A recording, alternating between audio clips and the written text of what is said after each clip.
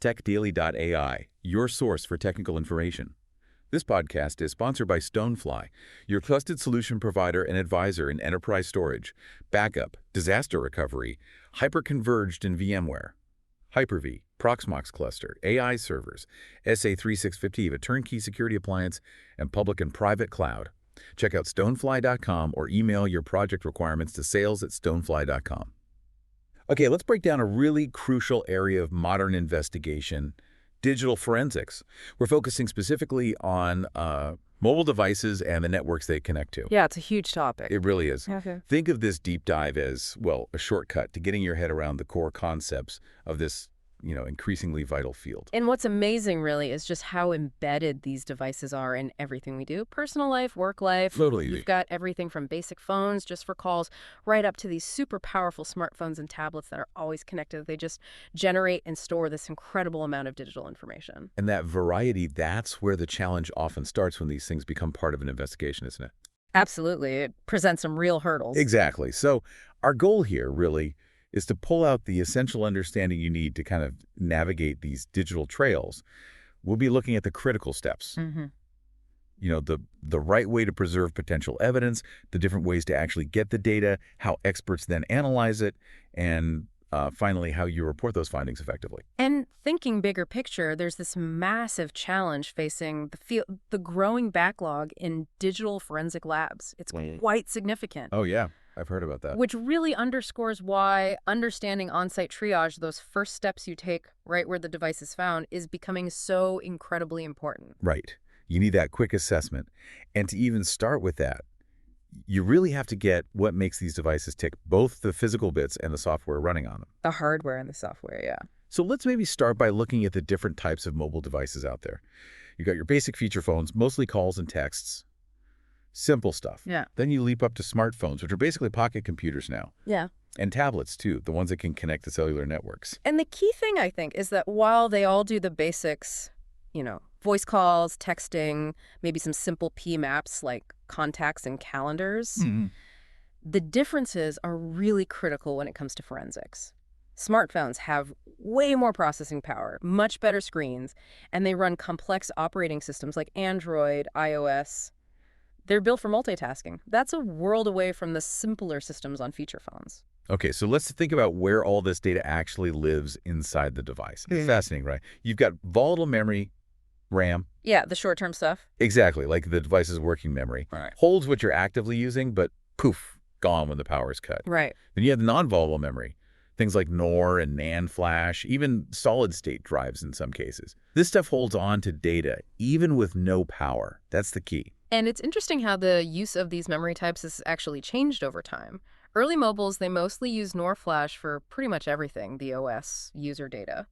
It all got copied to RAM when you turned it on. Okay. Then as smartphones got smarter, they brought in NAND flash, specifically for user files, photos, messages, all that. NOR still held the system stuff. So a split. Kind of. But now, modern smartphones, they often rely just on NAND flash and RAM. It's faster, gives you more storage, cheaper too. Often it's in the form of these embedded multimedia cards, eMMCs.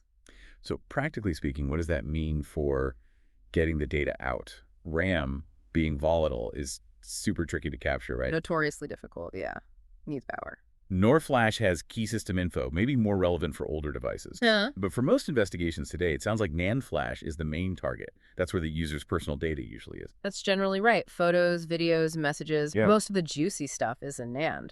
So yeah, modern investigations, they're heavily focused on getting data from NAND. And you mentioned NAND flash uses things like wear leveling. What's that about? Right. Wear leveling and garbage collection. There are techniques to make the NAND memory last longer, basically spreading the data writing around. Okay. The side effect is that you can end up with multiple copies or fragments of files scattered in different spots in the memory. Ah, so that could be good or bad for forensics. Exactly. It's a challenge because it complicates things, but it's also an opportunity because deleted files might leave traces behind that you can potentially piece together. Interesting. Okay, let's switch gears a bit. UICCs, we usually call them SIM cards. Right, the little chips. They're fundamental for connecting to cell networks, right? Store subscriber info, often PIN protected. Yep. And there's the PUK, the personal unblocking key, if you mess up the PIN too many times. Don't want to mess that up, though. No, get the PUK wrong too many times, and the card is basically bricked, permanently unusable. Ouch. And these UICCs, they come in different sizes, don't they? Mini, micro, nano. Yeah, but the key thing is they follow different specs than, say, a removable SD card. They're specifically for the network connection. Gotcha. And while we're on cellular stuff, understanding the actual network tech is important too, right? Definitely. So in the US, we've had different systems like CDMA and GSM. They handle calls differently. And older ones like TDMA, IDEN. Right. But today, it's mostly LTE, which sort of evolved from both CDMA and GSM paths. Pretty much, yeah. LTE is dominant now. And those underlying differences, say between GSM and CDMA, they actually affect how call records and message data are stored and how investigators might access them. Okay. And how does the network actually cover an area? You hear about cells. Right. Cell-based coverage. The network divides the land into these geographic areas, or cells. Each cell has a tower. This lets them reuse radio frequencies efficiently. Smart. And as your phone moves, say you're driving, moving from one cell to another, the network hands off your connections seamlessly so you don't drop the call. Hopefully. Hopefully. So what's the structure behind that? You've got the tower talking to the phone. That's the Node B, or a base transceiver station, BTS. Okay. Those are managed by a radio network controller, an RNC. And the big brain is the mobile switching center, the MSC. That controls calls and connections. Plus, there are key databases like the HLR, Home Location Register, and VLR, Visitor Location Register, that tracks subscriber info. Wow, complex. And how do phones stay connected when moving between different networks, like roaming? That's where mobile IP comes in. It lets a device keep its same IP address even when it hops onto a different network. Okay. And then, of course, for really remote places, you have satellite phones. They skip the ground towers and talk straight to satellites. Right. Different beast altogether. Okay, so we've got a handle on the devices and networks. Now, the big question, how do we actually get the data off them for forensics? We're talking tools now. Mobile forensic tools, yeah. And the methods range from, well, pretty simple to extremely technical. Tell me more. Well, what's really striking is how the required skill and, frankly, the invasiveness ramps up. At the basic end, you've got manual extraction. Just looking at the screen. Pretty much just viewing what's displayed. Then logical extraction, you connect the phone to a computer, pull off the accessible data, standard stuff. Okay. Then it gets more involved. Hex dumping, or JTAG, that's Joint Test Action Group, that involves connecting more directly, physically, to access the memory. That's tricky. It is. And then you have chip-off forensics, where you physically remove the memory chip from the board. Wow. And even microread analysis, looking at the chip under a microscope. So you see the progression. Logical is faster, less risky, but physical methods like JTAG or chip-off might let you find deleted data. It's a trade-off. And that's where the risks really come in, I guess, especially with chip-off. Huge risks. The more invasive you get, the higher the chance of damaging the device or altering the data if you don't know exactly what you're doing. Proper training, expertise, absolutely critical. Non-negotiable, really. Yeah, I can imagine. And then even before you get to extraction, there's the lock screen. Right. Getting past that. The first hurdle, often, there are various ways. Specialized third-party tools exist. Sometimes JTAG can bypass locks, flasher boxes. Flasher boxes. Yeah, tools often used for phone repair or modification, but they can sometimes be used forensically. And there are device-specific attacks, too. Exploits that target software bugs. And what about non-technical ways? Oh, sure. Sometimes the simplest way works. Interview the owner, ask for the passcode. Maybe it's written down somewhere you seized. For GSM phones, sometimes the service provider can give you the PUK, which might help. But just trying random default passcodes, that's risky. Could trigger a wipe. Yeah, don't want that. This brings up a really important point, though. How do you know the tools you're using are even reliable? Great question. Validation. It's paramount. Forensic tools aren't perfect. They might not be able to recover all the data. Sometimes reports are inconsistent. Sometimes they decode things wrong. Seriously. Oh, yeah. Even software updates for the tool can sometimes break something that used to work.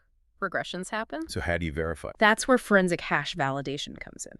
You create a unique digital fingerprint, a hash, of the data before you start and after you acquire it. If the hashes match, you know the data hasn't been altered. It maintains integrity. Okay, that makes sense. So all these tool issues, the risks, it really points back to the very first step, doesn't it? preservation. Absolutely. It's foundational. It's not just about grabbing the data later. It's about handling that potential evidence correctly from the second it's identified. Right. So break that down. What does preservation actually involve? Well, it starts with securing the scene itself, where the device was found. Then meticulous documentation, photos, notes, everything.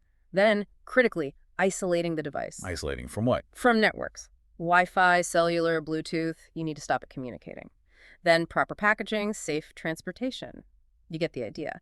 Any misstep could lose data or even contaminate other physical evidence on the phone, like fingerprints. And why is isolating it from networks so vital? Because you want to prevent remote commands, like someone remotely locking or wiping the phone. That's a real threat. Wow. Plus, any incoming or outgoing communication calls, texts, app updates, even GPS pings can change the data on the device. You want it frozen in time as much as possible. So how do you do that, practically speaking? Common first steps are putting it in airplane mode if you can access the screen, or just powering it down completely. Okay. Then there are specialized shielded container, often called Faraday bags or pouches. They block radio signals. Like a little signal-proof baggie? Essentially, yeah. And for more involved work, there are specialized techniques too, things called cellular network isolation cards or CNICs. CNICs. What are they? They're like dummy SIM cards. They go in the SIM slot and basically tell the phone, don't connect to the network, prevents it from reaching out to the cellular network. Clever. You can also use shielded rooms or Faraday tents to create isolated workspaces. Sometimes you can ask the service provider to remotely cut service to the phone, but that can take time. Jamming or spoofing devices exist too, but using them can have legal issues, so that's usually a last resort or needs specific authorization. These CNICs sound useful, but are they foolproof? Not always. Their effectiveness can depend on the phone model, the network type. They might not work for every situation. And definitely don't just stick in a SIM card from a different provider thinking it'll isolate it. On some phones, that can actually trigger a security wipe. Bad idea. Good to know. Okay, so going back to those lab backlogs we mentioned, that makes on-site triage even more critical. What does that look like in practice? On-site triage is about doing a quick initial data pull and a preliminary look-see right there at the scene. So not the full deep dive. No, not at all. The goal is to get immediate, actionable intelligence. See if there's anything urgent and figure out if the device even needs to go back to the lab for the full time-consuming examination. What are the upsides of doing that triage right there? Well, connecting back to the backlog issue, it can massively reduce the lab's workload. Huge benefit. It gives investigators potentially crucial info right away. Makes sense. It helps allocate resources better. Maybe this phone isn't as important as initially thought. The tools for triage are often a bit simpler, so maybe less intensive training needed for first responders. And critically, you might get a chance to collect data while the phone is still unlocked before it locks itself. Yeah, that window of opportunity. Yeah. When you're doing triage, how do you pick the right tool? There must be loads. It really depends heavily on the make and model of the phone. This is where, honestly, the device manual or even just a quick web search can be your best friend. Really? Just Googling it? Sometimes, yeah, for basic info. But when choosing a forensic tool itself, you want something that's reasonably easy to use, especially for triage. It needs to be comprehensive, pull as much data as possible for that level. Accuracy is key, obviously. You want it to be deterministic, meaning if you run it twice on the same data, you get the exact same result. And verifiable, you need to be able to check its findings. Okay, makes sense. So you've preserved the device, maybe done some triage. The next big phase is acquisition, the main data pull. What do you need to think about here? Acquisition needs to follow established, tested procedures. Very important. You need to consider, was the device on or off when found? Should you power it on or off for the acquisition process? That can vary. Are there memory cards inside? Need to handle those too. And be aware, the act of acquisition itself, connecting cables, running software, it can sometimes change small things like time and date stamps on files. Need to document that. Right. And we talked about different methods, logical, manual, physical. Yeah, so logical acquisition grabs what the operating system easily gives up. Manual is just looking at the screen, maybe taking photos. Physical, using JTAG or chip off, goes for the raw data on the memory chip itself. That's where you might find deleted stuff. But it's riskier. Much riskier and more complex. So the method you choose really dictates what kind of data you can get and the potential impact on the device. Are there specific things to watch out for with, say, iPhones versus Androids? Oh, absolutely. GSM phones, you need to think about the phone and the UICC, the SIM card. Hmm? iPhones or iOS devices have strong built-in encryption called data protection. That's a major hurdle. Right? Android devices often have those gesture pattern locks, which needs specific techniques to bypass. And even the UICC itself can be examined forensically using special commands called APDUs, APDs. Application Protocol Data Units, commands to talk directly to the card. Gotcha. And what about data that's not actually on the phone itself? Good point. Synced devices are huge. Think computers the phone was plugged into, backup stored elsewhere, and of course, the cloud. Ah, the cloud. Yeah. So much mobile data gets backed up or mirrored to services like iCloud or Google Drive, but cloud forensics, and that's a whole other complex area. Data spread everywhere, different legal rules, big challenges there. Okay, so let's say you've managed to acquire the data, navigated the cloud complexities. Now you analyze it. This feels like where the detective work really happens. It absolutely is. And it's usually a partnership, the forensic analyst doing the technical work and the case investigator providing the context. What are we actually looking for? Right. So what kind of evidence are you typically digging for on a phone? Oh, a huge range. You've got the basic PM data, personal information manager stuff like contacts, calendar entries, then text messages, call logs, web browsing history, any documents stored on it, social media app data. App data is probably massive now. Huge. Installed apps, location information from GPS or cell towers, even network data stored on the UICC sometimes. It's a treasure trove, potentially. And what's the ultimate goal of sifting through all that? You're trying to answer the key questions. Who was involved? What actually happened? When did it happen? Building a timeline. Maybe why did it happen? Looking for motives. What tools or apps were used? And crucially, you often use records from the service provider, like call detail records, to back up or corroborate what you find on the phone itself. Right, comparing the two. You mentioned enhanced 911 data too. Yeah, E911, sometimes location data generated for emergency calls can be relevant in establishing where someone was. So how do analysts use the forensic software to actually find the needles in the haystack? It involves several steps. First, searching the data using keywords, dates, phone numbers, whatever's relevant. Then identifying specific items that look like evidence. Okay. Then you create bookmarks or tags for those important pieces. And finally, you pull all those key findings together into a report. And again, you need to trust your tools. That's where things like the CFTT project, computer forensics tool testing, come in. They test and validate tools. Coming up with the right search terms must be an art in itself. It really is. You need a systematic approach. Think about who the people are, what subjects they might be talking about, what time frames are important. Key areas are figuring out ownership and who used the device, analyzing specific apps and files, nailing down timelines using timestamps, and looking for any attempts to hide data. Like hidden partitions or deleted files? Exactly. Good forensic tools have powerful search functions built in to help with all this. You mentioned call detail records, CDRs, a couple of times. What exactly do they show? So CDRs are kept by the phone company, mainly for billing, but they capture a lot the phone numbers involved in a call or text, the date and time, how long a call lasted. And location. Yes, often the cell tower the phone was connected to at the start and end of the call.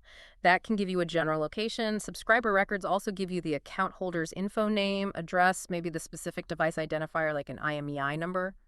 So analyzing those CDRs can show communication patterns, and that cell site info gives you a rough idea of where someone was.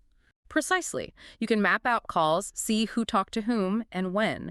And by looking at which cell towers were used, sometimes combined with maps showing tower coverage areas, you can estimate likely locations and track movements over time. It's not GPS precise, but very useful. You can request these records using the phone number or the device ID. Usually, yes. With the proper legal authority, service providers will supply CDRs and subscriber records based on those identifiers. Okay, makes sense. So, after all the analysis, the final step is reporting. What makes a good forensic report? Clarity and thoroughness. Solid documentation is key. The report needs to detail all the steps you took, what you observed, and the conclusions you drew based only on the evidence found. Stick to the facts. Absolutely. Most forensic tools have reporting features built in, which helps organize everything and keeps the presentation consistent with how the tool displayed data. And importantly, you only include what's actually relevant to the investigation. Keep it focused. TechDaily.AI, your source for technical information. This podcast is sponsored by Stonefly, your trusted solution provider and advisor in enterprise storage, backup, disaster recovery, hyperconverged in VMware, Hyper-V, Proxmox cluster, AI servers, SA365, a turnkey security appliance, and public and private cloud. Check out stonefly.com or email your project requirements to sales@stonefly.com. Wow. It's really clear that mobile device forensics is incredibly complex, isn't it? And just constantly changing, playing catch up with the tech, but so critical in today's world. Definitely. And understanding these basics, these guidelines and procedures, it's not just for specialized law enforcement anymore. It's relevant for, well, almost anyone who might deal with digital evidence from phones, whether in business, IT, legal. Yeah, it touches so many areas. And the speed at which mobile tech evolves just keeps throwing new challenges at the forensics community, doesn't it? Constantly. New encryption methods, new operating system features, new apps storing data in new ways. It's a continuous race, which leads to maybe a final thought for you, our listeners, to ponder. As our lives get more and more tangled up with these devices we carry everywhere, the ability to ethically, effectively pull out and understand the data they hold it stops being just a technical skill, right? It becomes something more fundamental. It's almost about understanding ourselves and the digital reflection of the world around us. A powerful thought. TechDaily.AI, your source for technical information. This deep dive was sponsored by Stonefly.